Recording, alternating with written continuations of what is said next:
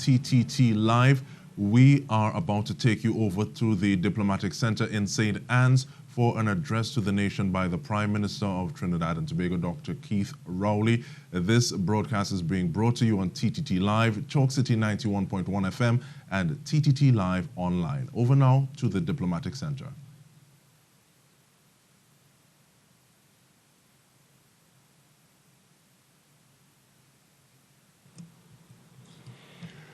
Good afternoon, ladies and gentlemen, members of the media present and members of the national community who would be viewing and listening across the country. I want to begin today's proceedings by asking members of the media to acknowledge with me up front that we're going to be here for about approximately an hour. So if we have to end that, I would like to, in an hour, that would be part of the proceedings. During that time, I trust you'd allow me to make my statements and observations and take your questions. So let me begin by expressing my deepest condolences to the families of the 4 people who have been killed in an encounter with the police and citizens in the last few days. We had firstly a police officer who was killed by gunfire, and we had 3 members of the national community in Morvant, a community I know very well, a community I could say I grew up in, who were killed when they encountered police units in the streets. So we have 4 people who have been killed by gunfire. This is not uncommon in Trinidad and Tobago because in recent years, even though we do not make firearms in this country, the presence and use of firearms threaten to derail this country's progress. And every so often, something like this happens, which calls for an additional focus and additional attention.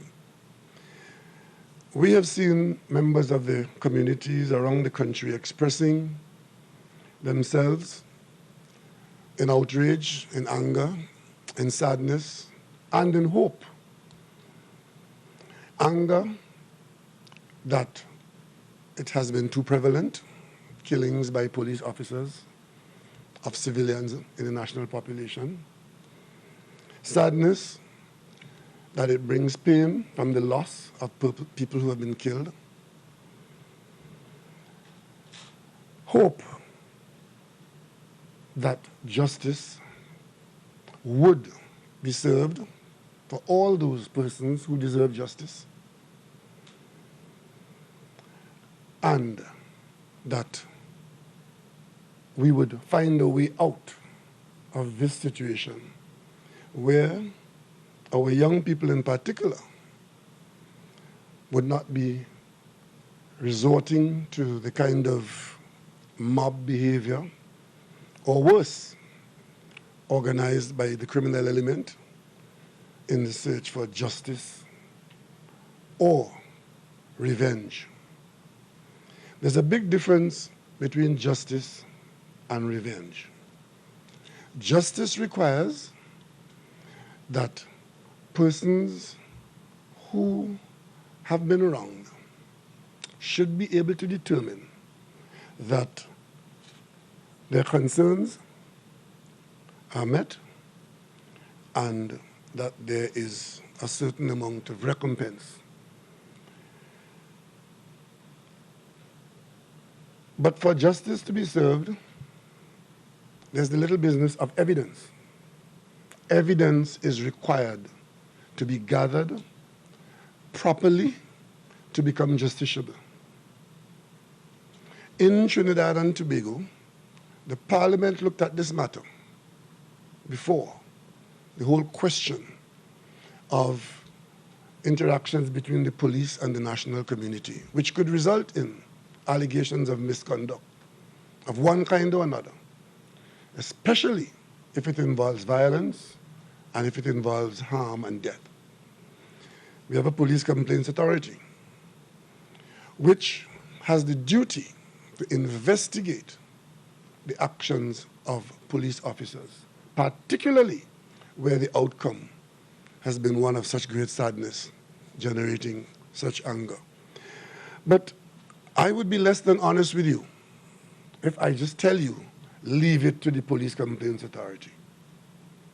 Because I too, as a member of parliament for the area, having experienced this before, as a citizen, having seen this before, and wanting justice to be done, not just for those who against whom the allegation would have been made, and against those who would have, for those who would have lost members of their community or their family, but for the national community to know that something has gone on here. This is what has gone on, and this is the person or these are the people who are held accountable. Unfortunately, this has not been our experience that we could just sit back and say, okay, leave it to the police complaints authority, and one day they will churn out a result. It has not been functioning that way, and that loss of or absence of confidence is there. And that means that when the parliament thought that we would have dealt with these matters in that way, we still have to wait for that kind of outcome. So we have to ensure that there are proper investigations that generate evidence. Now, how is the evidence to be treated with? In this particular case, a number of officers, I do not know the number because I have not seen a number.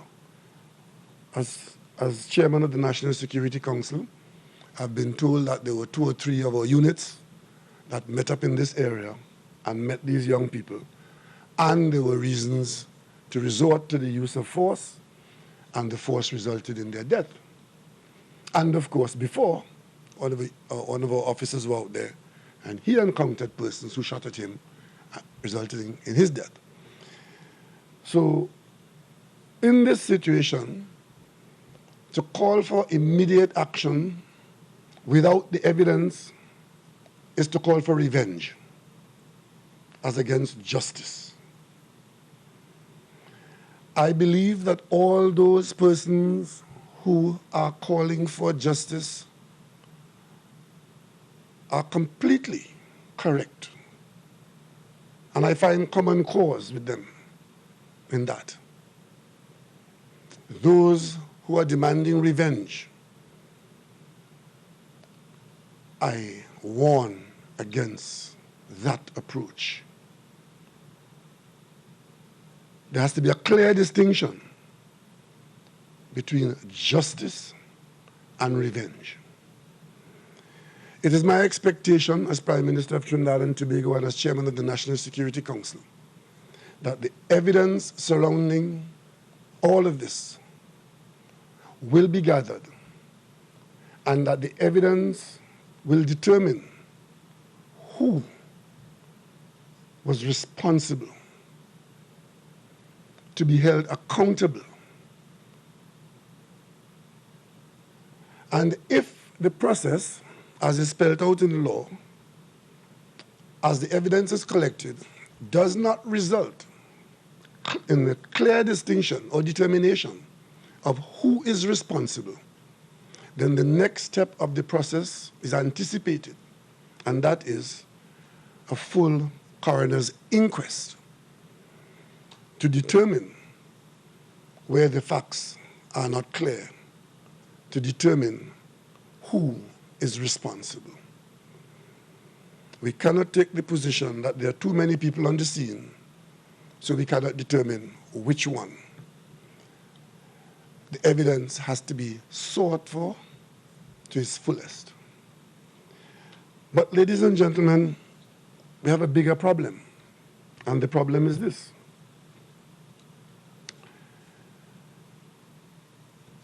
Just how much of this is emotion and how much of it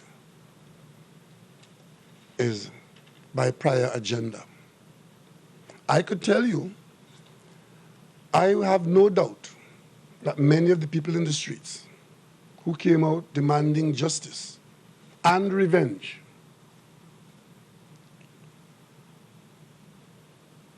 do not have all the information. Neither do I. But I have sufficient information to be able to say to the national community what we've seen since Monday is the worst of what we are exposed to. We are exposed to a situation where there are many young people, particularly young people in our national society, who have obtained firearms, either for their own protection from other persons, many of whom are criminals, or out of fear of criminal conduct against them, or to use those firearms against persons who are targets of criminality. That's a fact. That being so, the options available to the national community, a community which expects that we'll be law-abiding and that there would be law enforcement, would then see police officers required to be armed. So we have armed citizens for reasons as I've just described, and you have armed police officers who are required to suppress that criminality, to disarm such persons, and in many instances, at the risk of their own lives. So when those two situations come together, as is commonplace in Trinidad and Tobago, armed civilians encountering armed police officers, it is not unexpected that there will be outcomes of this nature. Today, I'm appealing to the young people of this country and saying to them, the young and the not so young, when you take up arms for whatever reason, you are automatically putting yourselves in harm's way with respect to law enforcement. Because the only response that the state will provide in that situation on that moment is an armed contingent. It is not reasonable to assume that with the level of armed civilians in this country, that the response would be unarmed police officers. I think it is quite understood that the police officers would be armed. But on the other side of the coin, our police officers being armed to respond have to respond within the law. And they too require justice. And they too must not pursue revenge. And they too must be exposed to the rigors of evidence.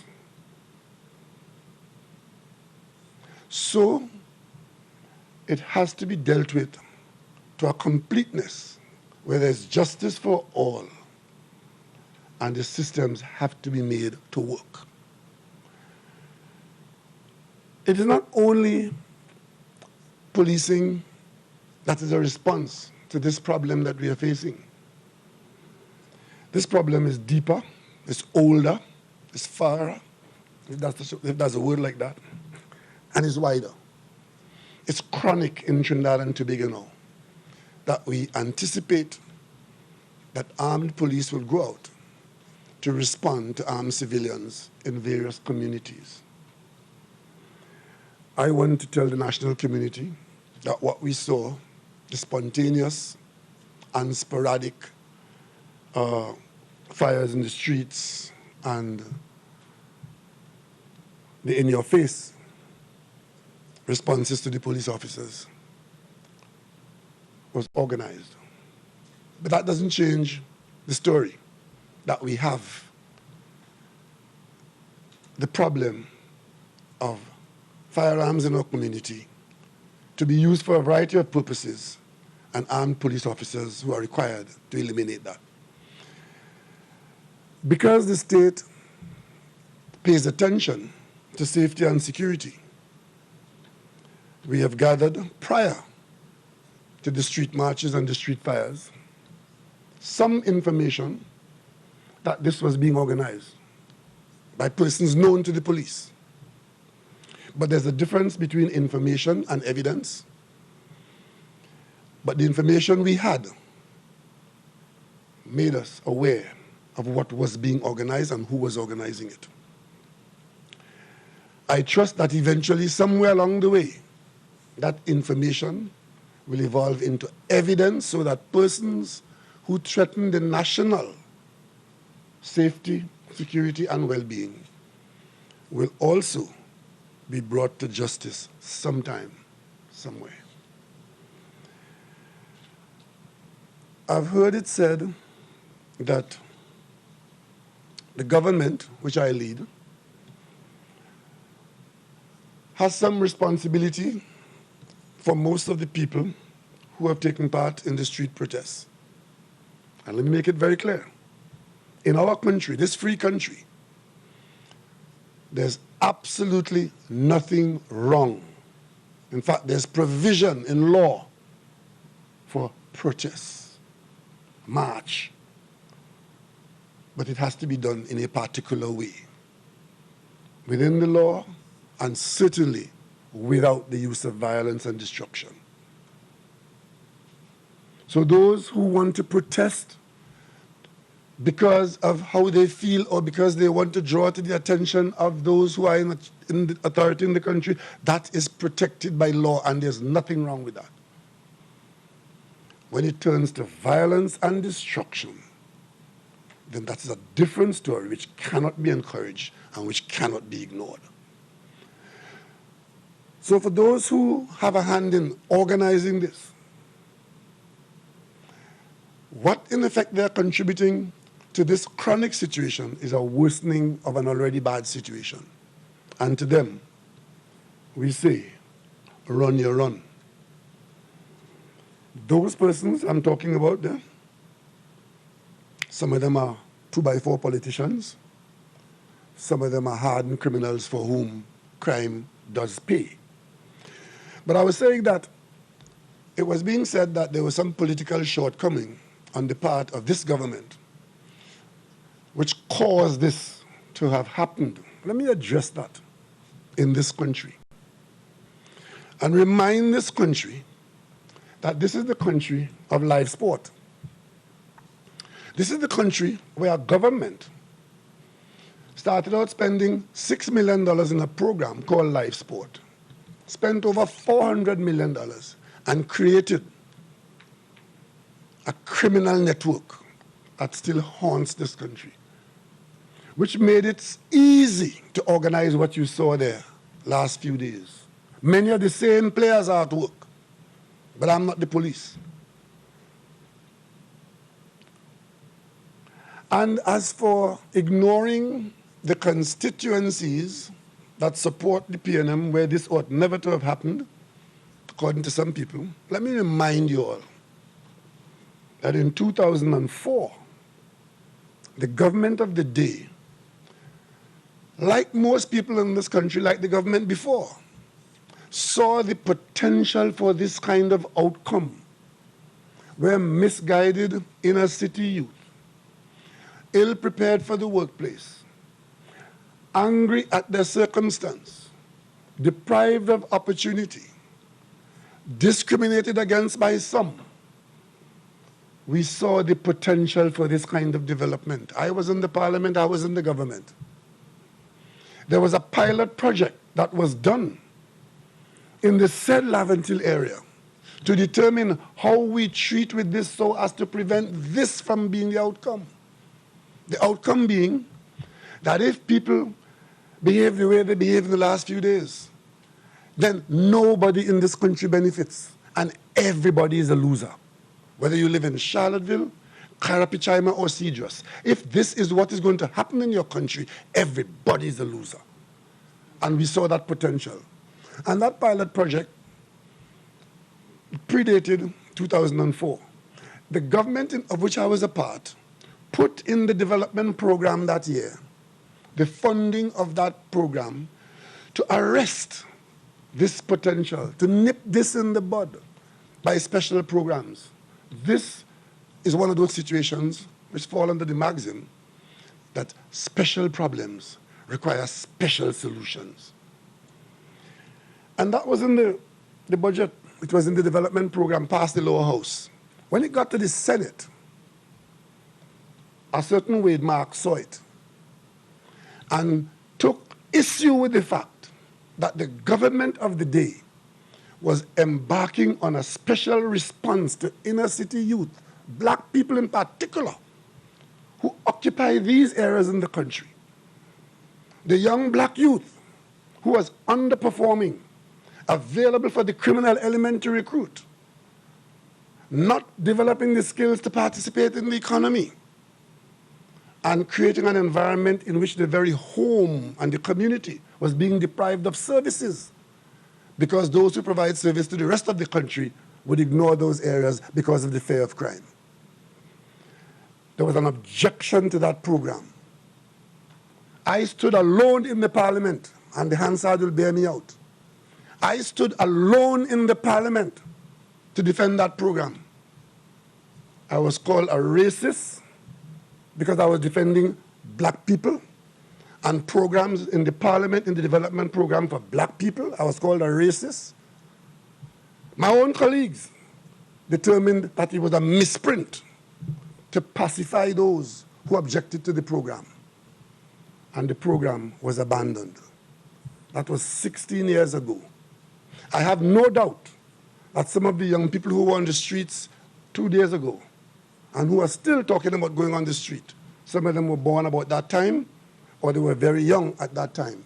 And a program of that nature was aimed at them. I was accused of discrimination in favor of my own. And for yet another time, I was called a racist in this country. It is fashionable to jump on other people's bandwagon when you're in this country. Jump on Black Lives Matter, talk about Mr. Floyd in America, but turn a blind eye to our own situation here.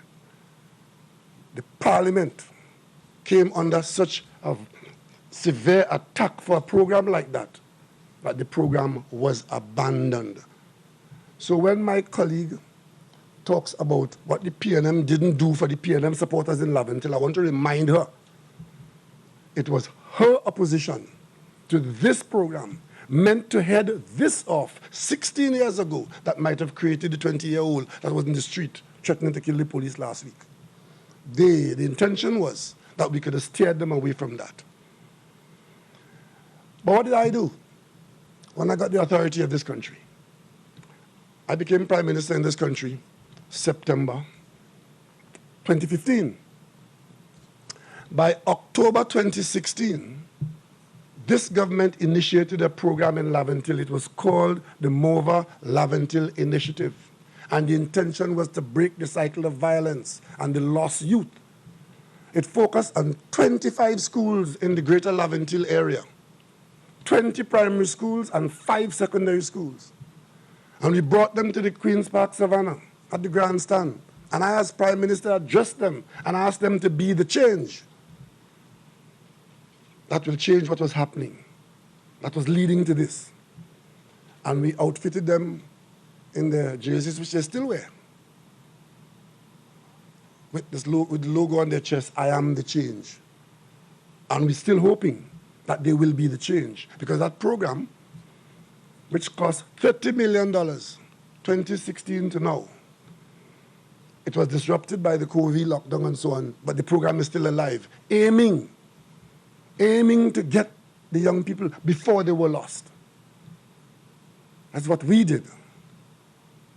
We didn't come to the parliament and attack anybody about discrimination and race. We physically got into a program with the area of greatest need, inner city problems, the Morvant-Laventille Initiative. That day, with 1,500 young people in the grandstand, it was a focus on the bud, focused on the need to change attitudes. There were 4 platforms in that.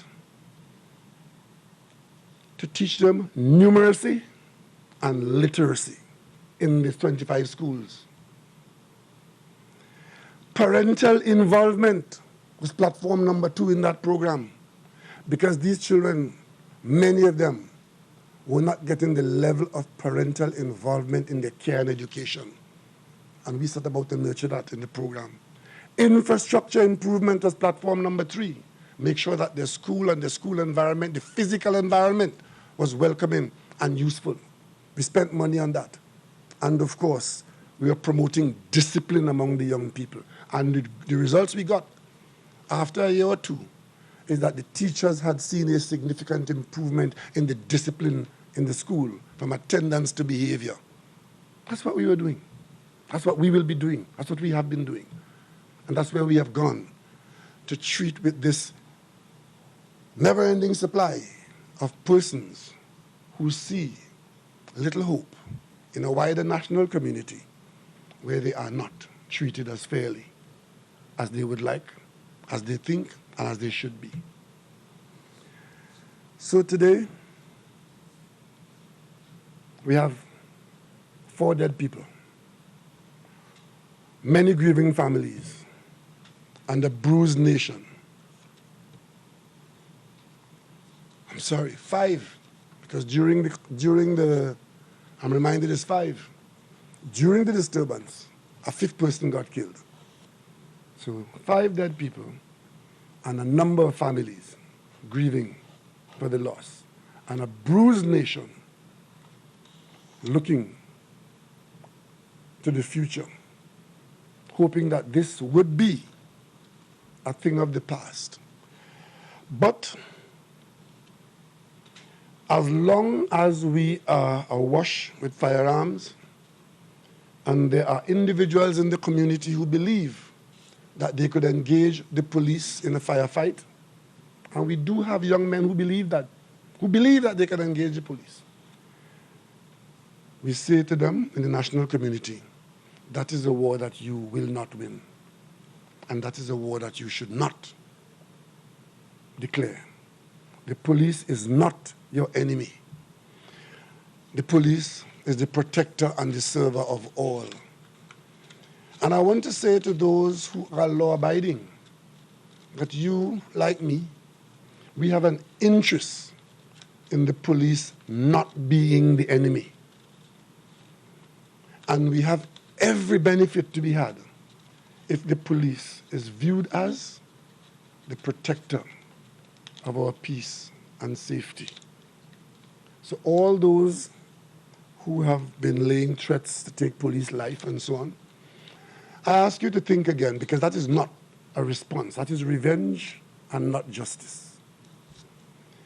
And those who are law-abiding, you have to depend on the police, because someday, sometime, if it becomes what some people think it can become, you too, after God, the next name you call is the police. And you would always need the police. So let's not go down that road. And for all the citizens from all the communities that are plagued by this very high level of crime and criminality and violence and gun violence, I want to say to you that we need not invent any wheel here.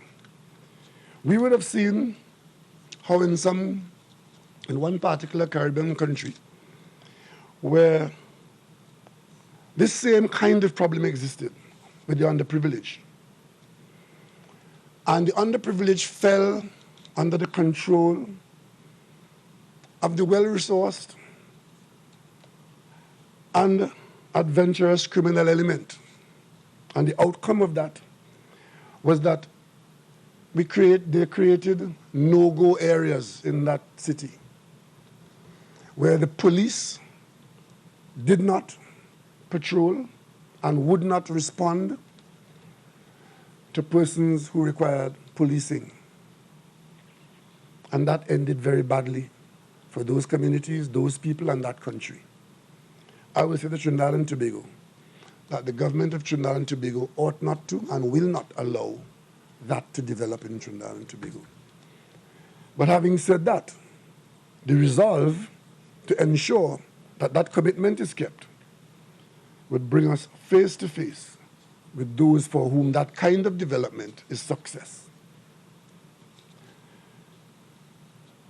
We warn against it, and we will work to bring about an alternative. And how do we do that? The alternative that I would initiate, or should I say reinitiate today, is the establishment by the government of Trinidad and Tobago of a community recovery program aimed specifically at these problem areas which give birth and sustenance to the lawlessness, the hurt, the anger, the discrimination, and all the negatives that are associated with what some people glibly call hotspots. That term covers a multitude of undesirable life living. Most people in those areas have the same ambition, require the same service, require peace and prosperity. So hotspot and dismiss is not how we'll approach this. We'll approach it as special areas requiring special attention. And what that attention is going to be, we will put a little effort into finalizing the nature of the attention. But the first thing we will do is to draw on our national intellect and experience. Today, the Cabinet approved the establishment of this National Recovery Program, led by a team of persons whose skills will allow that program to determine the action plans for these areas. The team is to be led by the very experienced Mr. Anthony Watkins, a man who holds a Bachelor of Arts in Psychology and who has spent his life working in the fields of social pathology, mental health, correctional services, and psychiatric forensic assessment. Qualified academically and qualified by years of experience. He would lead this team into these areas. With him would be Hans Aaron Devines, who is familiar to you, a young man who knows the young people, knows their language, knows their aspirations. With them would be Jamal Shabazz, who knows more about this than most of us, knows them by name, and also have ideas as to what the solutions could be. Curtis Toussaint, Nian Gadsby-Dolly from the government, who holds currently the post of a Minister of Government, Community Development and Culture. She would be the team. Nicola Harvey of Laventille, highly qualified, very experienced and energetic. And Okosua Edwards, another young person who can help. These people, and we may add one or two others in the coming days, would be free to co-opt from the communities and the national community at large. And in short order, will design the pathway forward. I see this as an appendage to the recovery program that we have been engaged in, the post-COVID recovery. This too is a recovery that we're aiming for. And we take it in that context, and we will imbibe it into that recovery. But specific to these areas that have specific needs, because there are specific problems to be addressed. And having said that, I will not be dissuaded to change course from this by any person who believes that this has to do with the race, religion, or geography. This has to do with the peace, security, and good order and opportunity for all the people of Trinidad and Tobago, particularly those persons who live this experience. We aim to change that experience. So those are my observations, and those are my actions as head of the government. And I expect that in the coming days, every effort would be made to gather every sliver and iota of evidence through the system as it exists to ensure that evidence would lead to justice, and justice will eschew revenge. Ladies and gentlemen, today is not a good day, but let us hope that as we bury the dead, which came about from our general shortcomings, that we will resolve to make tomorrow a better day. Not only for ourselves, but for the people who live in communities like these in Trinidad and Tobago.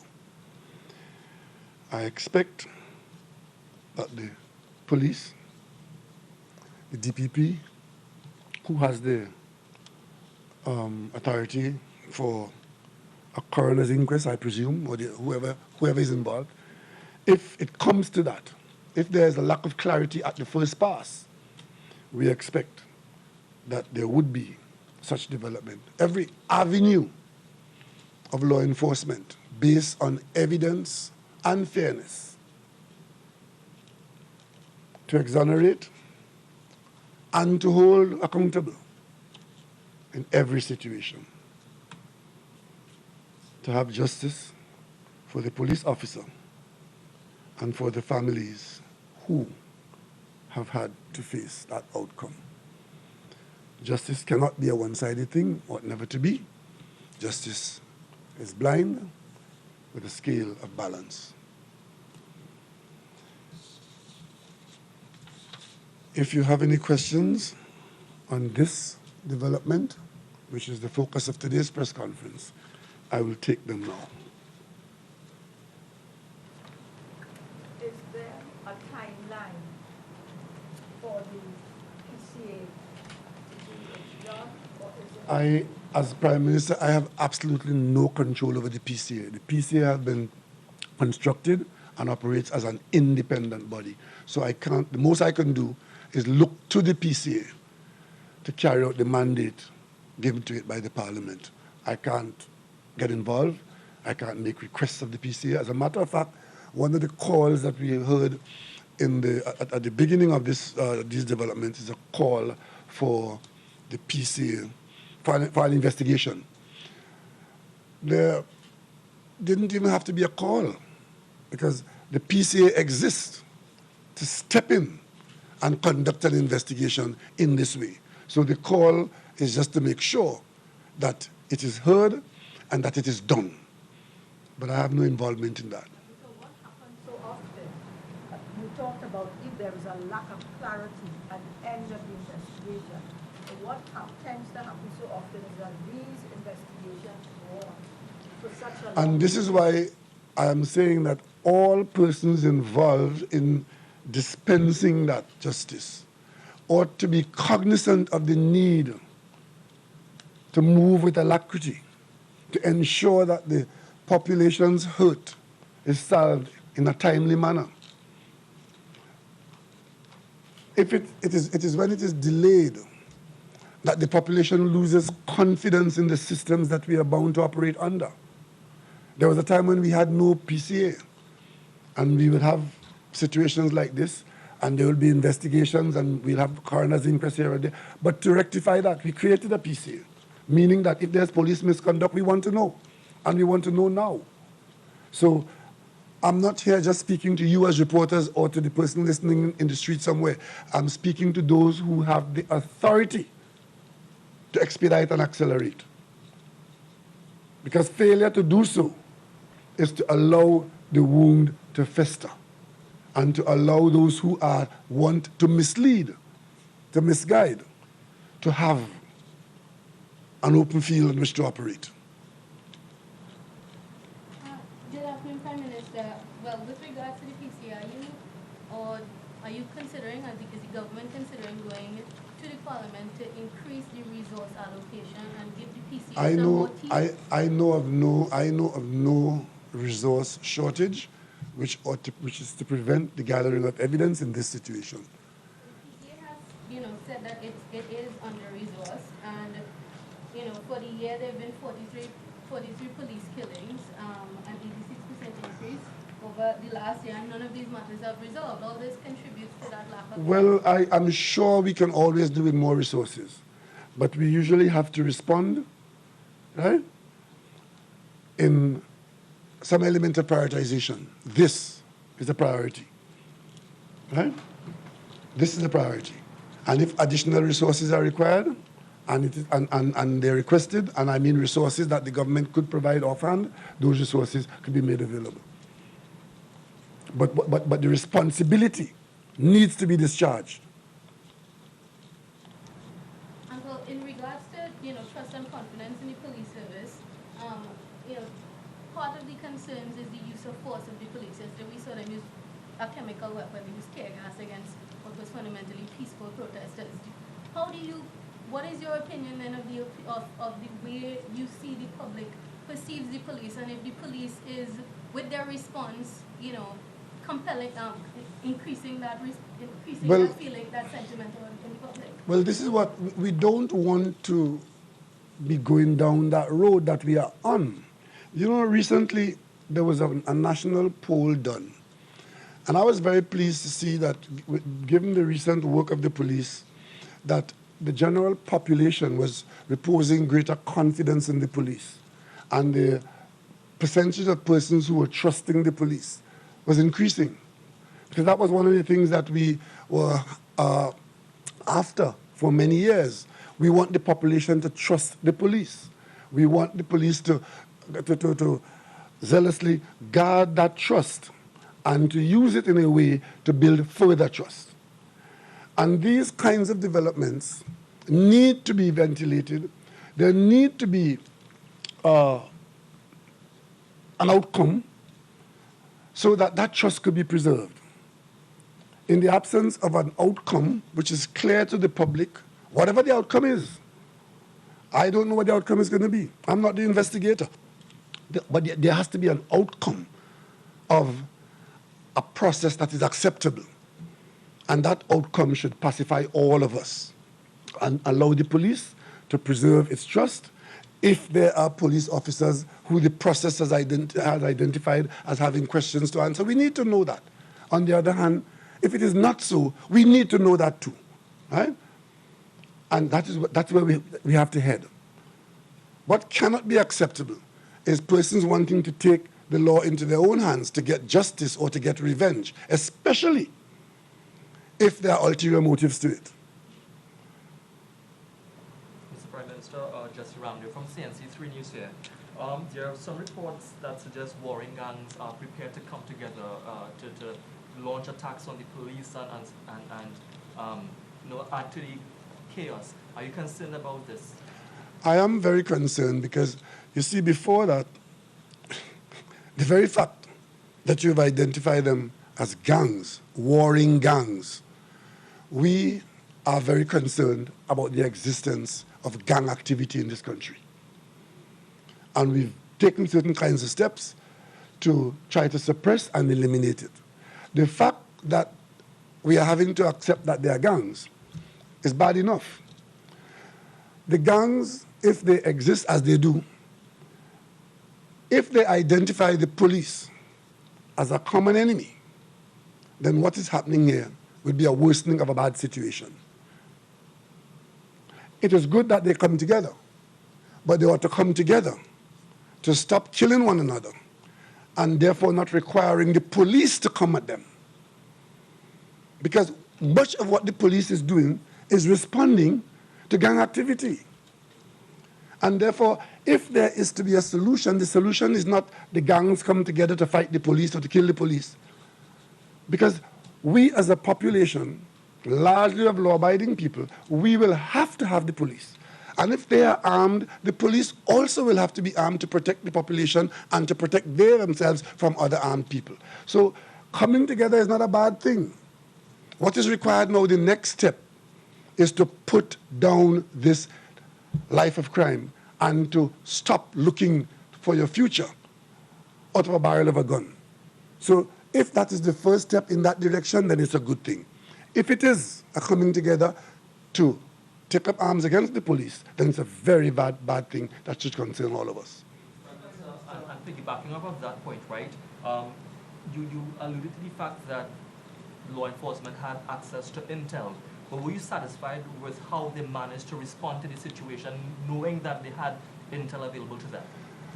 Yes, I am satisfied, because the information was such that it alerted you to what was being planned, but you didn't have the information as to which corner, which street, and if you have 10 or 12 happening at the same time, it is something that is not open to normal policing.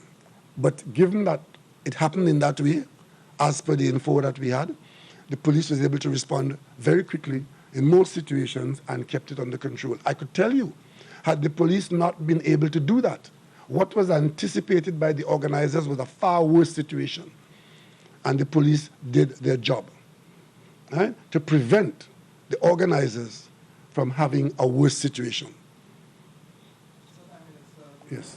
Speaking about gang activity, and of course we know that the anti-gang bill was passed. However, we can't talk about anti-gang without mentioning the bail amendment bill. And of course, that has been an issue. We have a police commissioner who would talk about it every time he sees a camera. Now, what is the government next step into getting that? Because we have seen 72 persons were arrested yesterday, and most likely all 72 could be released. So what is the next step on that? Well, the law as it exists allows that what is called reasonable bail be made available to perpetrators of crime. There are very few crimes that are not bailable, murder and treason being the ones that are not bailable. You are to get bail, and bail that is reasonable, because our jurisprudence is one that says that a person is innocent until proven guilty.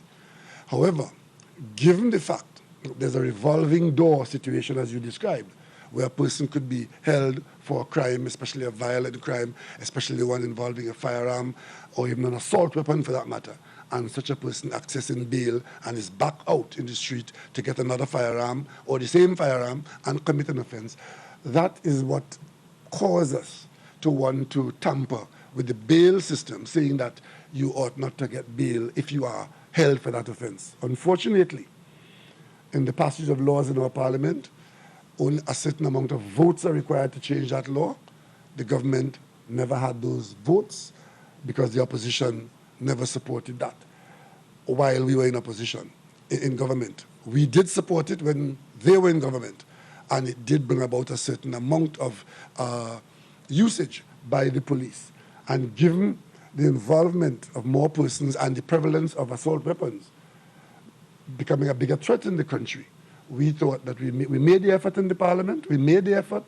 Unfortunately, we couldn't get it past the House, and we simply have to wait for some time if and when the parliament is structured differently, or when the parliamentarians see this as something, a tool in the toolkit of the police in fighting crime. But that's where it's at. But it is more than just bail. We have done a whole lot of things trying to speed up justice so that justice could be had. The same way we said we want the investigations to be speeded up. The whole question of justice is not just the investigation, it's not just the arrest, it is the dispensing of justice across the entire chain. And we've put a lot of effort in that and have made a lot of changes. Right? But in this situation, we are dealing about the now, the today, and we are confined to what exists in the toolkit of law enforcement or in justice dispensing. Prime Minister, now you did mention that you received intelligence and there are criminal networks connected to life sport. Now, when you say you, identify me in my capacity as chairman of the National Security Council. I wear two hats on this bald head. Prime Minister, there are certain things that the Prime Minister is involved in, and there are certain things I cannot be involved in. And I'm only involved in the monitoring of law enforcement through my position as chairman of the National Security Council. Absolutely, my apologies. As chairman of the NSC. No, I don't apologize for. I just wanted you to understand that I'm not here venturing into an area that I ought not to venture into. Absolutely. Given the evidence that, well, the intelligence you have said that you have received in your capacity, I assume the protective services also have that intelligence and probably more. Is there any evidence then to support these claims? And then given that, can we now go after these people since we know that they're connected to these? I did say to you that in law enforcement there's information and there's evidence. Not every piece of information is evidence. Evidence requires a certain standard of proof which can stand up in a court of law. Right? If you hear someone if you hear a knock on that door out there, it's information. You might take cover. Doesn't mean that you can go to the court and say, I knew John was behind the door. That's the difference between information and evidence. You can react to information, but it doesn't mean that the information can be used as evidence. What you have to do is to keep searching for the evidence. And when you find the evidence of a sufficiently justiciable nature, then you can have somebody held accountable, and then you can take them to a court of law. Do you know, to your knowledge, do we have intelligence evidence yet to make those claims? That's for the police. Okay. Right? I am not here pretending to be part of the police service. I say to you, I would receive information from state agencies that gather certain information which they share with me. Right? That information can sometimes become evidence, but at all times, you don't dismiss information if it is useful. In this case, there was some prior information, and it turned out that the information was correct. And, well, if I can, obviously in East Port of Spain, generally, to use that general term, there is a systemic sort of socio-economic disenfranchisement. Do you think that is connected to these protests and not just the criminal elements? Well, and you did mention that you have a committee set up to look at it. Is that enough? Are you going to go into the communities? It's a start. And it's not just East Port of Spain. You would have seen this kind of behavior. What we're saying, it happened over many areas in the country simultaneously. And that is what we said was organized. It wasn't spontaneous. It was organized in that way. However, we're starting somewhere. We're starting with expertise. We're starting with empathy. And we're starting with an intention to direct resources to the problem. That's the start. How far are we going to get with it? Let's see. We didn't get very far in 2004.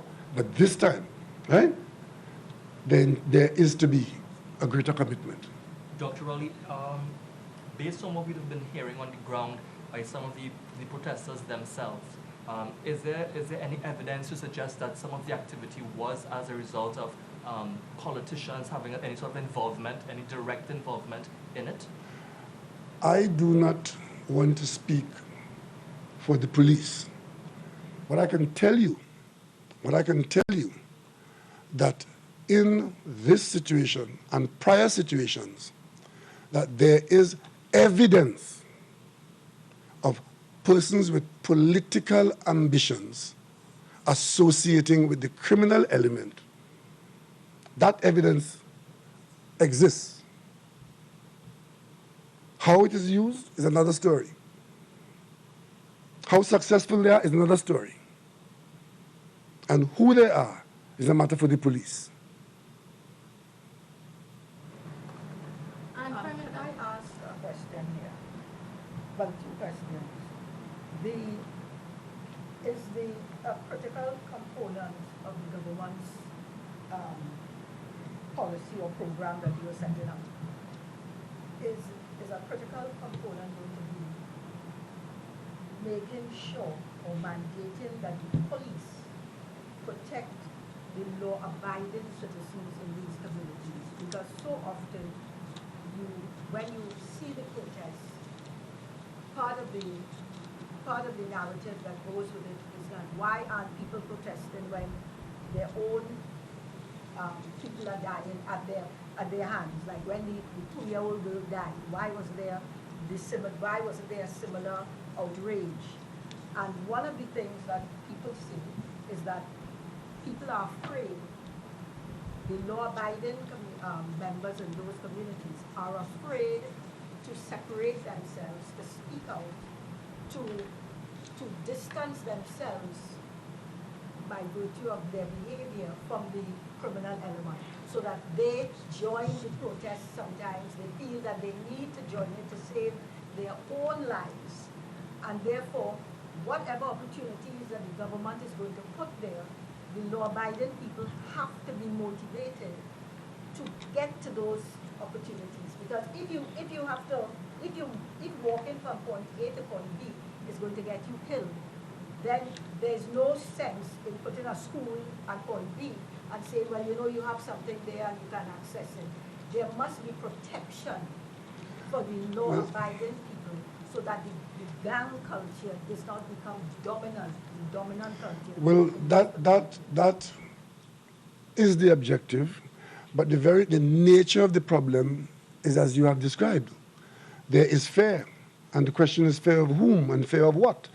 And what we're aiming to do is to change the operations of these communities, because the criminal element is a part of the operation of the community. And persons, in fact, I would go as far as to say, some persons are more afraid of the criminals than they are afraid of the police. And this whole question of not wanting the police in the community is a dangerous one. Because if the community is not policed, then somebody will play the role of the police in the community. And that is when we would have gone beyond recall. So what is the mandate? The mandate is that you ensure that the law enforcement that is offered to the rest of the country is offered to persons in those communities. But there are impediments in the way of offering that law enforcement. And therefore, a different kind of policing might be required. A different kind of approach might be required. It involves a greater amount of exposure, and that exposure brings with it dangers. So it is not a simple matter of saying, this is what we're going to do, and that's what we're going to do. There are a number of things, and it will even take time. Because where there is no trust, it will take time for that trust to be reestablished, and for the law-abiding people that you mentioned to look to the law enforcement officers as friends and not as enemies, which is why it is so disheartening to hear the last couple of days young people talking about and making videos and talking about eliminating police officers and so on and so on and so on. That is not going to help. That could only worsen the situation. And we're going to reverse that. We're going to try to reverse that. What would you say to the protesters in those communities now that you have set all these things up? Would you say continue your protest or wait for the I wouldn't encourage protests. I would simply say if you are going to protest, it has to be within the law for it to be permitted. And make sure that you're making a clear distinction between your legitimate demand for justice and revenge. Right? If your call for justice is heard and is legitimate, and we have organs of the state that are meant to ensure that you get that justice. Can I ask also, the PCA, going back to the PCA, do you think that the PCA should be given prosecutorial powers? And that, because currently they have to go through the DPP, and we find a lot of things get sort of stuck in that bottleneck. I am not going to pronounce on that here today, except to say that we have a number of arms of state, and their jurisdiction and their assignments are fairly clear. A call for more authority in this area, that area, is not an elimination of your jurisdiction or your duty. Try to be mindful of your time limit. Yes, I just have two very quick questions. You mentioned firearms in particular. What then is there any sort of policy to sort of really mitigate the spread of firearms? I think police collect something like 1,000 on average of firearms every year. And also, yes, if the people in community use force on the police have every right to shoot back at them. Do you think the language from antagonistic language, particularly from the Commissioner of Police, sort of enables policemen to take that to be more forceful with that response? I would want to see the resolve of the police maintained to ensure that where there are firearms in the country, that those firearms are sought out, the carriers are apprehended, and that will eliminate one of the problems that we're facing. But that problem doesn't start there. That's the police dealing with what's in-house. You ask what's the policy? The policy is to show operate the country that these firearms, which are not made in this country, they're all imported. They come to us from outside. That we take steps around our entry points to ensure that we minimize the ease, right, with which those firearms get inside our country. I mean, we are an island nation. We are connected to the outside world. They come to us in barrels. They come to us through the port. They come to us through the airport. They come to us at the beaches. So we have to be vigilant all around the country. The policy is to maintain that profile and to be vigilant in that. Now, the whole question of the language, I would like to see language that indicates that we're not going to give up the territory to those who are not prepared to be law-abiding. I would prefer to see language that gives comfort to those who know that the police is up to the task. That's the language. However that language is expressed, that's another story. But the language of policy is that the population must know that because we are required to police our environment in which there is need for policing, that the police is up to the task. The government ensures that the resources that the country could afford are made available to the police. The police must be on a mission to win the trust of the population in whatever way. And that's what we're about. The police must always be mindful that it has to win the trust and preserve the trust of the population. Otherwise, policing them would be more difficult. And that's why I said a while ago, I was so happy when I saw the poll showing that the population was coming around to reposing more trust in the police service. But these kinds of developments, unfortunate as they are, they do not help in allowing that trust to grow, and they can be presented in such a way as to damage the trust. Dr. My last question, just backtracking, could you walk us through your day on Monday when you saw these protests? On Monday? Yeah. What Tuesday, sorry.